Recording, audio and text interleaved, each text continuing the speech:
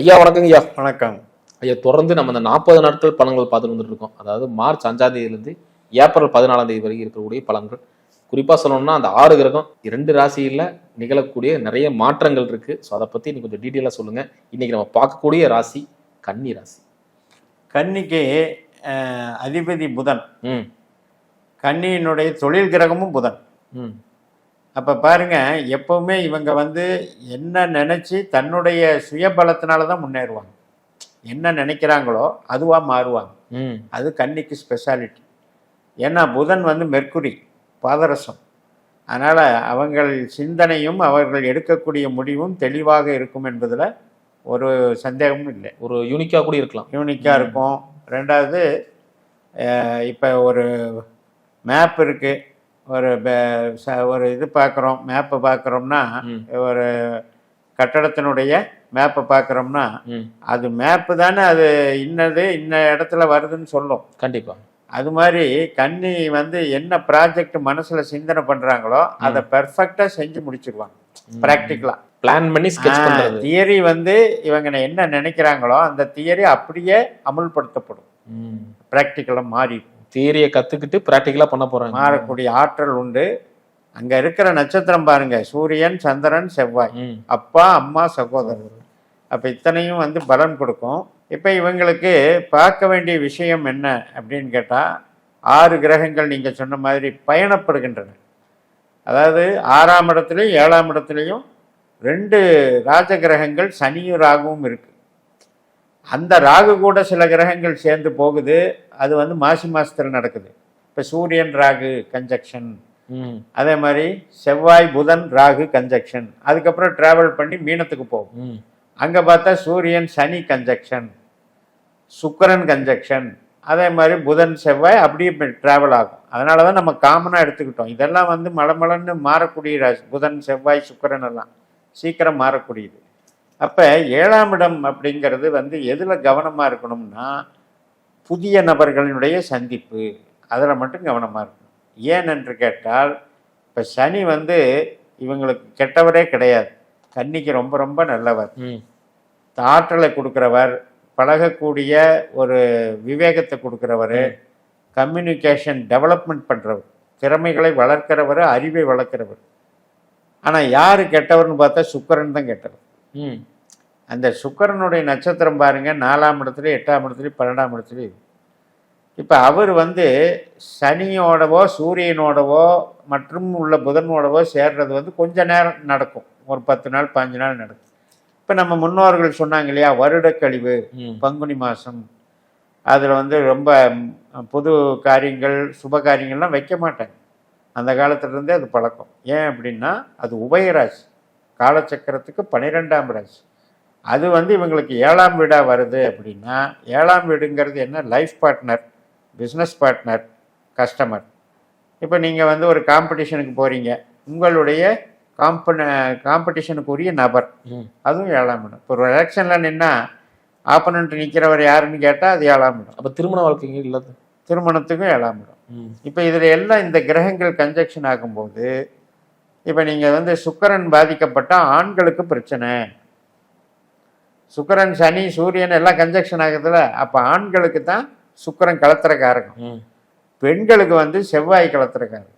இப்போ கன்னியில் இருக்கிற பெண்களுக்கு பார்த்தீங்கன்னா, செவ்வாயை பொறுத்த வரையும் அந்த 7ல் பாஸ் ஆகும்போது, இந்த சனியோட மெர்ஜ் ஆகும்போது, இது ஒரு மாதிரி ரஃப் அண்ட் டஃபாக பிஹேவியர்னு சொல்லுவோம் இல்லையா, அந்த உணர்வுகளை ஏற்படுத்தும். காரியத்தை கெடுக்காது.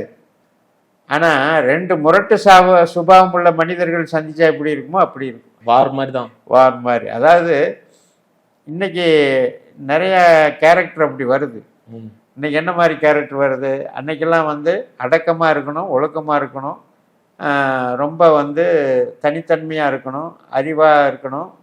இதெல்லாம் ஒரு ஐடென்டிஃபிகேஷனாக இருந்தது. இன்னைக்கு எப்படின்னா, என்னெல்லாம் வித்தை காட்டலாமோ அந்த வித்தையெல்லாம் காட்டினா தான் இன்னைக்கு ஹீரோ இல்லையா? போக்கிரித்தனம் காட்டினா, இந்த துணிச்சல் காட்டினா ஹீரோ. அப்போ அது இதுக்கு பொருந்தும். இந்த செவ்வாய் சுக்கிரன், இந்த சூரியன் சனி, இதுகளுக்கெல்லாம் அந்த மாதிரி விஷயத்துக்கு பொருந்தும். காரியத்துக்கு கெடுக்காது. இப்போ நம்ம சொல்லுவோம் இல்லையா, ஒரு கேரக்டரு எனக்கு வரக்கூடிய பார்ட்னர் எப்படி இருக்குன்னு கேட்டால், நம்ம எப்படி சொல்ல முடியும்? கிரகத்தை வச்சு தானே சொல்ல முடியும். சூரியன்னா அதிகாரமுள்ள லைஃப் பார்ட்னர்னு சொல்லுவோம். அதே செவ்வாய்னா பொய் பேசுகிறவன்னு சொல்லுவோம். பொய், முரட்டு சுபாவம் இதெல்லாம் இருக்கும், போக்கிரித்தனம்லாம் இருக்கும் அப்படின்னு சொல்லுவோம்.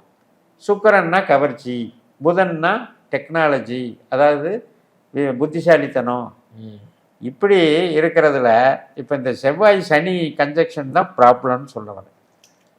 அது வந்து பாதிக்காது, ஆனால் அதனுடைய நேச்சர் வந்து ரசிக்கத்தகுந்ததாக இருக்காது. அப்போ இந்த காலகட்டத்தில் இந்த கன்னிராசினியர்கள் எந்த விஷயத்தில் ரொம்ப கவனமாக இருக்கும்? கண்டக சனி, 7ஆம் இடத்து சனி என்பது கண்டக சனி. இதனுடைய தன்மை என்ன அப்படின்னா, உயிர் பற்றுக்கு பரவாயில்ல, பொருள் பற்றுக்கு நல்லா இல்லை. அதனால் பார்ட்னர்ஷிப் போடுறது வேண்டாம். அதே போல் புது கஸ்டமர்கள்கிட்ட பேசும்போது உங்களுடைய டேர்ம்ஸ் அண்ட் கண்டிஷன் கரெக்டாக ஒத்துக்கிட்டால் மட்டும் செய்யுங்க. ஆளை தோற்றத்தை வச்சு எடை போட்டு நம்பி இது பண்ணிக்காதீங்க. ஏன்னா சனிங்கிறத வந்து கொஞ்சம் பரிதாபப்பட வைக்கும் நம்மளை. 7ல் சனி என்ன பண்ணணும்னா, பார்த்தாலே கொஞ்சம் பெரிய மனுஷனாக இருக்கார், நம்மளும் உதவி செய்யுமே அப்படின்னு பரிதாபப்பட வைக்கும். ஆனால் அத்தனையும் தோற்றத்தில் ஏற்படுத்தக்கூடிய மாயை, அதை சிக்கிடக்கூடாது. அதுதான் மெயின் அட்வைஸு. அது போக 10ல் குரு, நம்மளுடைய ராசிக்கு 10ஆம் இடத்துல குரு. அது வந்து அது என்னன்னா தன்னுடைய சொந்த நட்சத்திரத்தில் இருக்கிறனால 7ஆம் இடத்தினுடைய தாக்கத்தை பண்ணுறதுனால இந்த ரெண்டுமே உபயராசி. அதனால் வந்து என்ன ஆகும் அப்படின்னா, ஒரு மிகப்பெரிய அகலக்கால் வச்சு பண்ணுறதெல்லாம் பண்ணக்கூடாது. பெரிய ஸ்தாபனம் பண்ணுறேன் அந்த மாதிரி வேலைக்கு போகக்கூடாது. மற்றபடி 6ல் இருக்கிற ராகு ஒர்க்குக்கிற நல்லா இருக்கும். அதே மாதிரி போட்டி தேர்வுகள் எழுதுகிறவங்களுக்கெல்லாம் ரொம்ப சிறப்பாக இருக்கும். நுணுக்கமான தேர்ச்சி பண்ணுறாங்க இல்லையா, இப்போ வந்து ஒரு எம்என்சி கம்பெனிஸ் இருக்குது, அல்லது இப்போ சயின்டிஃபிக்காக நம்ம இஸ்ரோ மாதிரி அந்த விண்வெளி ஆராய்ச்சி, இது மாதிரி நுணுக்கமான அறிவு, ஏரோநாட்டிக் இன்ஜினியரிங், ஏஐ டெக்னாலஜி, இது மாதிரி நுணுக்கமாக போகிறதுலையெல்லாம் இது வந்து பாசிட்டிவாக இருக்கும். இந்த 40 நாள் இவங்களுக்கு வந்து ஆப்பர்ச்சுனிட்டி, நாலேஜ் கெய்னிங், இதெல்லாம் பாசிட்டிவாக. ஐயா, இது உங்களுக்கு ஒரு வாய்ப்பு கிடைக்கிது, தொழில் ரீதியாகவும் ஒரு வேலை ரீதியாகவும் வாய்ப்பு கிடைக்கிது வெளி மாநிலங்களில். இப்போ இந்த காலத்தில் யூஸ் பண்ணிக்கலாம். கண்டிப்பாக வெளி மாநிலம், வெளிநாடு, இதெல்லாம் சிறப்பாக போகும். 12ல் கேது இருக்கார். கேது வந்து சுக்கிரன் சாரம். சுக்கிரன் வந்து நமக்கு வந்து 2ஆம் அதிபதி, 9ஆம் அதிபதி. சுக்கிரனுடைய நட்சத்திரமும் 4, 8, 12ல் தான் இருக்கு. அந்த நட்சத்திரத்தில் தான் கேது இருக்கார். அதனால் இந்த ராகு கேது இவர்களுக்கு ரொம்ப ரொம்ப பாசிட்டிவாக இருக்குது. நிச்சயமாக வெளிநாடு காரியங்கள் சாதிக்கலாம். அதே நேரத்தில் இது வந்து ஒரு சர்வீஸ் ஓரியன்டான தொழில். இப்போ நீங்கள் ஜாப் ஒர்க்குன்னு சொல்கிறோம் இல்லையா, ஒரு ரெடி பண்ணி கொடுக்கறது, இந்த மாதிரி சர்வீஸ் ஓரியன்ட் தொழில் நல்லா பண்ணலாம். 6, 12, 6ஆம் இடம் என்பது காற்று ராசி, 12ஆம் இடம் என்பது நெருப்பு ராசி. ஸோ இது மாதிரி இருக்கிறதுல மிகப்பெரிய ஒரு இந்த சூரிய வெளிச்சம் அல்லது சோலார் எனர்ஜி இது மாதிரி இருக்கிறது. அதே மாதிரி விண்டு மில்லு, காற்றாடி தொழில், இது மாதிரி இருக்கிறது. ஹெலிகாப்டர் சம்மந்தப்பட்டது, இந்த காற்று நெருப்பு சம்மந்தப்பட்ட தொழிலெல்லாம் ரொம்ப விருத்தி அடையும். ஸோ இந்த டைமில் அதே மாதிரி பாசிட்டிவ்னா என்னங்க இருக்குது? பாசிட்டிவை பொறுத்த வரைக்கும் நமக்கு ராகு தான் பலன். இவங்களுக்கு ரொம்ப ரொம்ப பாசிட்டிவ். ராகுவும் குருவும் அந்த ரெண்டுமே நல்லா இருக்குது. அதனால் அகம் சார்ந்து தான் கொஞ்சம் பிரச்சனை. நான் என்ன சொல்ல வரேன்னா, கன்னிக்கு இந்த 40 நாளில் தொழில் நீங்கள் கண்ணை மூடிட்டு முடிவெடுங்க. ஆனாலும் பார்ட்னர் இல்லாமல் சுயமாக பண்ணுற தொழிலாக இருந்தால் முடிவெடுங்க. அதே நேரத்தில் பர்சனல் லைஃப்பில் மட்டும் கவனமாக இருங்க. ஏன்னா சுக்கிரன், செவ்வாய், சனி, சூரியன் இத்தனையும் மிக்ஸ் ஆகுது. இதெல்லாம் கிரக யுத்தம். நல்லா பழகிட்டு இருந்து பிரிபவர்களும் உண்டு. அதே நேரத்தில் திருமணமாக ஆனவங்களை சண்டை போட்டு பிரியறதும் உண்டு. இந்த விஷயங்களில் தான் கவனமாக இருக்கும். அகம் சார்ந்து நல்லா இல்லை. இந்த 40 நாள் அப்படி இருக்கவங்க பொறுமையாக இருந்துக்கணும். இப்போ நம்மளுடைய கேரக்டர் என்ன, நம்மளுடைய லைஃப் பார்ட்னருடைய கேரக்டர் என்ன, அதை பார்த்துக்கிட்டு இப்போ திசையே பகையாக இருந்ததுன்னு வைங்க. இப்போ கன்னியில் வந்து உள்ள நட்சத்திரம் வந்து சந்திரன் இருக்குது. அதே மாதிரி அவங்க மனைவிக்கு உண்டான அல்லது கணவனானால் மனைவி, மனைவியானால் கணவர், லைஃப் பார்ட்னருக்கு உண்டான நட்சத்திரம் சந்திரனாகி அது வந்து அவங்களுக்கு வந்து அவங்க லக்னத்துக்கு அவங்களுடைய 8ஆம் பாவத்தை காமிச்சதுன்னு வைங்க, ரொம்ப ரொம்ப சிக்கலாயிடும். 8ல் 8 வரக்கூடாது. இப்போ நம்மளுக்கு சூரியன் சந்திரன் செவ்வாய் தான் நம்மளுடைய மொத்த உருவம். ம்.